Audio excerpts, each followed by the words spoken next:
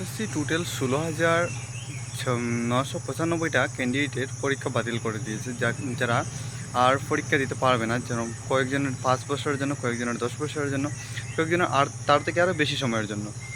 তো আজকে এই বিষয় নিয়ে আমরা আলোচনা করব, কেন বাতিল করা হয়েছে, কী কারণে, এমন কি রিজন আছে যে কারণে এসএসসি বাতিল করে দিয়েছে। তো বন্ধুরা, welcome to my YouTube channel all time study. Video শুরু করার আগে তোমাদের কাছে একটা ছোট্ট রিকোয়েস্ট, তোমরা যদি আমার চ্যানেল নতুন হয়ে থাকো, চ্যানেলটিকে সাবস্ক্রাইব করে পাশে থাকা বেল ঘন্টিটি বাজাতে একদম ভুলবে না। তাহলে চলো বন্ধুরা, সময় নষ্ট না করে আজকে ভিডিওটি শুরু করা যাক।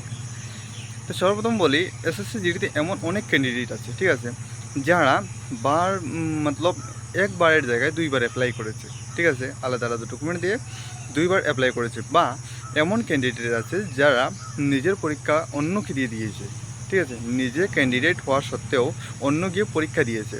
যদি এমন কোনো ক্যান্ডিডেট থাকে, যাদেরকে পেয়েছে এসএসসি, তাদেরকে ওরা বাতিল করে দিয়েছে, আর পরীক্ষা দিতে পারবে না। কাউকে 5 বছরের জন্য, কাউকে তার থেকে আরও বেশি সময়ের জন্য।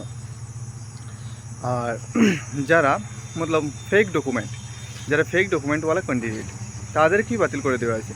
তোমাদের কাছে একটা ছোটো রিকোয়েস্ট, তোমরা যদি এসএসসি জিডিতে তৈরি করো, কোনো সময় ফেক ডকুমেন্ট বানিয়ে যাবে না, কারণ চাকরি থেকে বহিষ্কার হতে সময় লাগবে না।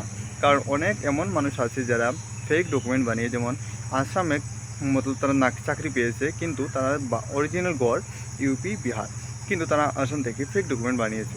কিন্তু যখন তাদেরকে ভেরিফিকেশন করা হবে, পুলিশ ভেরিফিকেশন, একটা এসএসসির তরফ থেকে ভেরিফিকেশন করা হয়, তখন ভেরিফিকেশনটা সাকসেস হবে না, তোমার সাথে পুরো ম্যাচ হবে না, তখন তোমাকে বহিষ্কার করে দেওয়া হবে।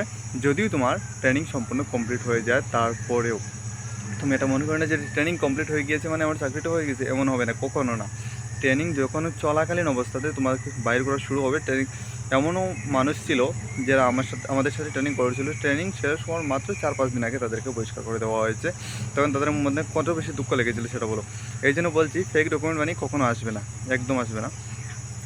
আর এই কারণ, 4-5টা কারণ যেটা তোমাদেরকে বলেছি, সেই রিজনের জন্যই এসএসসি ফর্মগুলো বাতিল করে দিয়েছে। যদি তোমরাও এমন কোনো ভুল করে থাকো, তাহলে বুঝে নিও তোমাদের ফর্মে এই জন্য বাতিল হয়ে যাবে। তাহলে আজকের ভিডিওটা এই পর্যন্ত। থ্যাংক ইউ, মিলবো পরের ভিডিওয়ে।